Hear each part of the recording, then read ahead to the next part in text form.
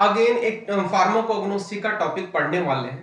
Pharmacognosy का topic में अपन ने पिछले वीडियो लेक्चर में हमने डिस्कस किया था आइसोलेशन और उसका analysis of particular pharmas phyto constituents. Okay, तो वो हमारा एक जनरल टॉपिक था। आज हम बात करेंगे किसकी, that is volatile oils and terpenoids.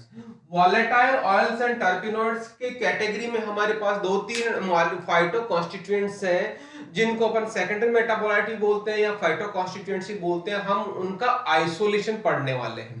Before going to the isolation of respective phyto constituent, हम पहले टर्पिनॉइड्स या वॉलेटाइल ऑयल्स के बारे में थोड़ा सा जानकारी लेंगे। Means what these are basically.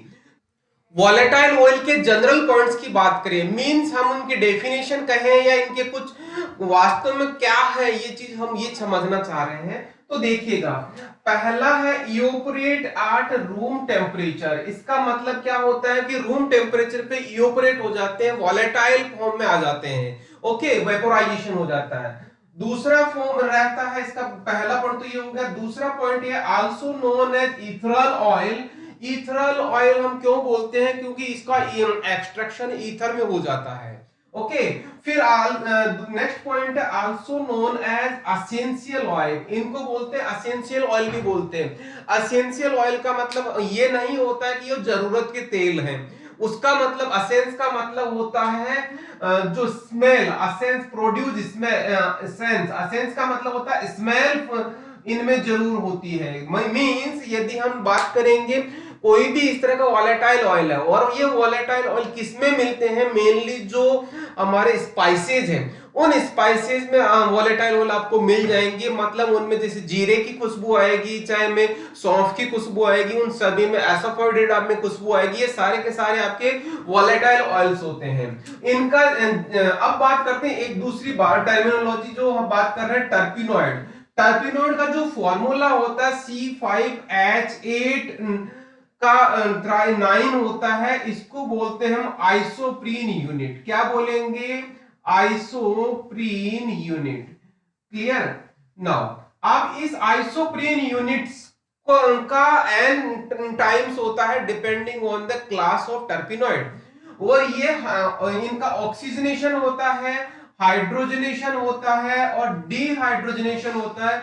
ये अलग अलग फॉर्म में होती है depending on respective molecule. Okay, अब ये टर्पिनॉइड्स किसमें मिलते हैं ये देख लीजिए। इसका एग्जांपल, चाहे मैं पिपरमेंट ऑयल की बात करूं, चाहे लेमन ग्रास ऑयल की बात करूं, या क्लोव ऑयल की बात करूं, या सिट्रोनेला ऑयल की बात करूं, इन सभी में क्या होगा, ये टर्पिनॉइड्स होगा। इसका मतलब क्या हुआ ये समझ लेना। इसका मतलब ये हुआ कि टर्पिनॉइड्स टर्पिनॉइड्स किसमें अवेलेबल होते हैं, वॉलेटाइल ऑयल्स में अवेलेबल होता है।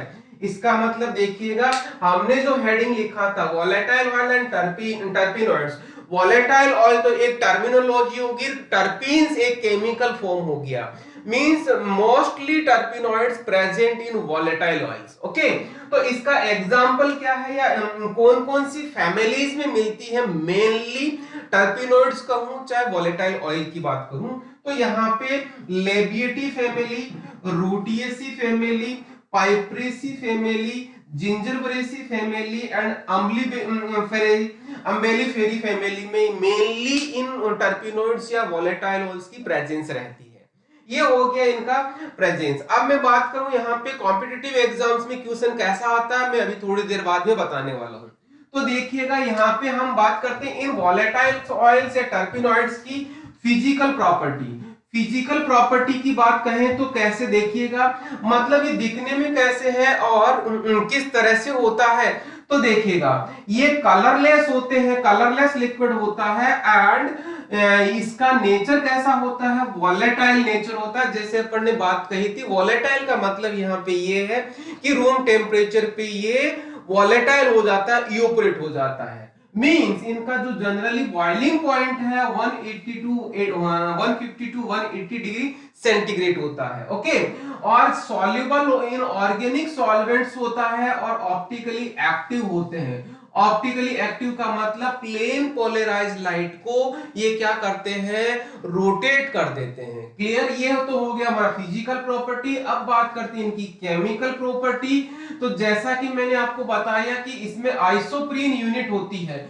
आइसोप्रीन यूनिट इटसेल्फ, इसमें एक डबल बॉन्ड होता है, उसको हम आइसोप्रीन यूनिट बोलते हैं। और इसका मतलब क्या हो गया, ये अनसैचुरेटेड कंपाउंड होते हैं। और अनसैचुरेटेड कंपाउंड आपको शायद पता होगा कि किस तरह की रिएक्शन देते हैं, दैट इज एडिशन रिएक्शन देते हैं। चाहे मैं हाइड्रोजन की बात करूं, चाहे हेलोजन एसिड की बात करूं।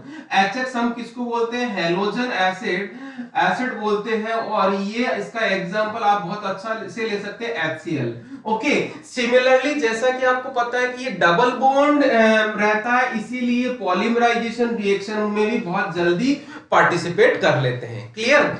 अब उसके बाद में अब अपन आगे बात करते हैं, इनका हम आइसोलेशन कौन सी मेथड से या किस तरह से करेंगे। देखिएगा यहाँ पे दो स्टेप्स होगी आइसोलेशन की। किस तरह से, पहला हमारा होगा क्या कि हम पहले तो जो प्लांट पार्ट है, उस प्लांट पार्ट से हम क्या करेंगे, उसका ऑयल निकालेंगे। ऑयल निकाल के फिर उसके बाद में उस ऑयल से हम जो एक्टिव कॉन्स्टिट्यूएंट है, मींस जैसे मेंथॉल बात करूं, चाहे रूटीन बात करूं, या जिस तरह का भी जो भी हमारा मॉलिक्यूल है, उसको हम आइसोलेट करेंगे। तो हमारा ये पहला ए सेक्शन हो गया, that is extraction of essential oil from plant. Clear. तो जिसमें देखिएगा कैसे उसके एसेंशियल ऑयल को निकालने के लिए कौन कौन से मेथड्स हो सकते हैं, दैट में be either steam distillation method, पहला पार्ट। दूसरा दैट में बी सॉल्वेंट एक्सट्रैक्शन, दूसरा पार्ट। तीसरा दैट में बी मैसिरेशन।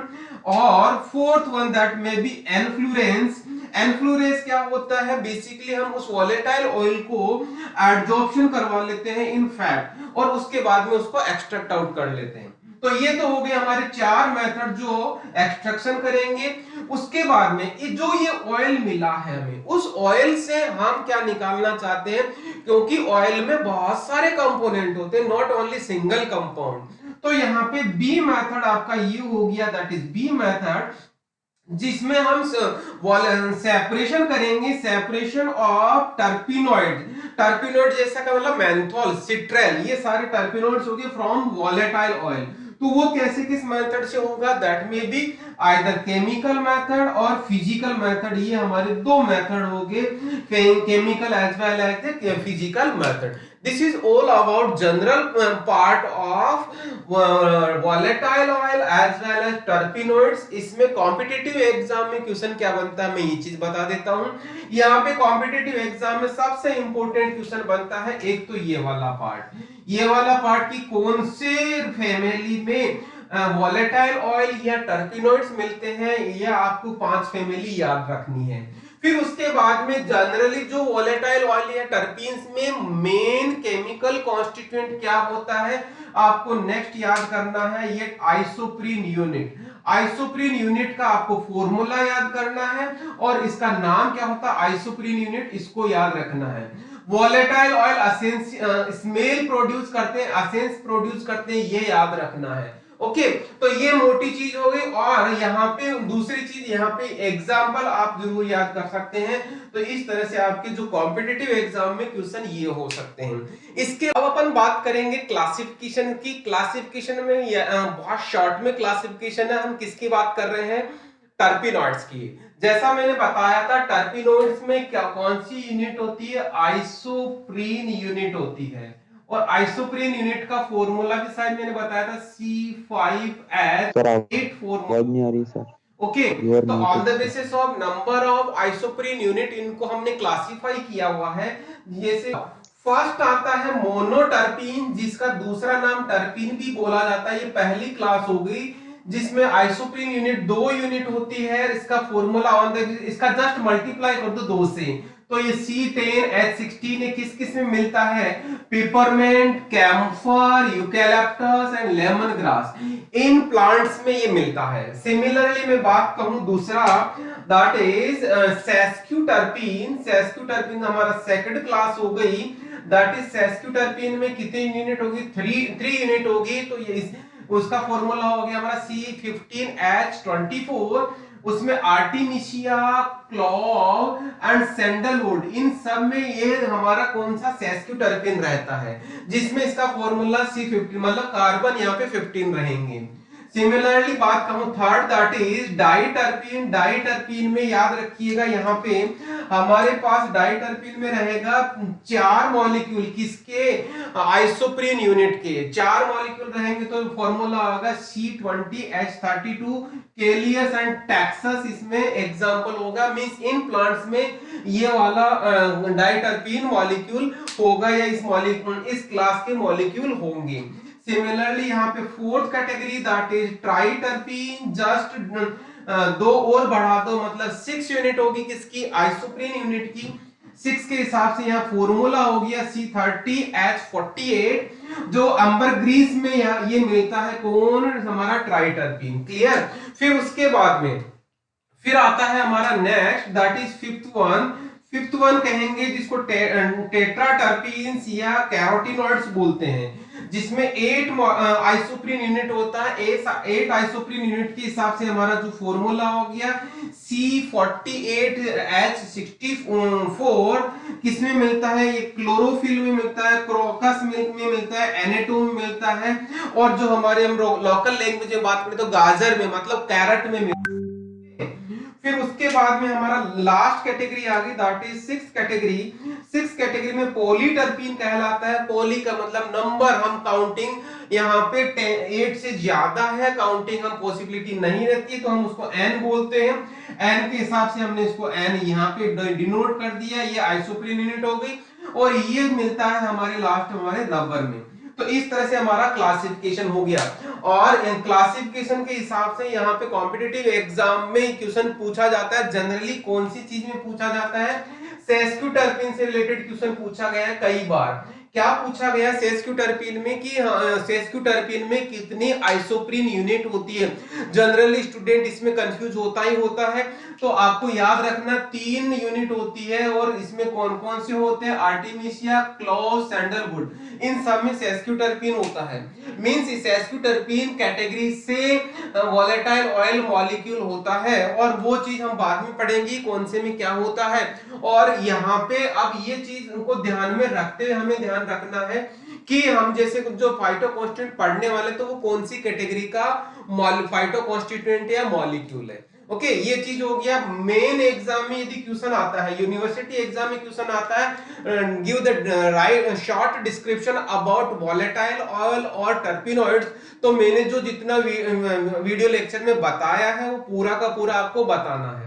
यदि आपको क्वेश्चन कॉम्पिटिटिव एग्जाम में क्वेश्चन आता है, तो मैंने आपको बता दिया क्लासिफिकेशन से, फैमिली से, आइसोप्रीन यूनिट का फॉर्मूला क्या होता है, ये सारी चीज मैंने आपको ये चीज बता दी। ओके, इसके बाद में हम पढ़ने वाले क्या, एक्सट्रैक्शन या isolation of particular respective phytoconstituent. Okay.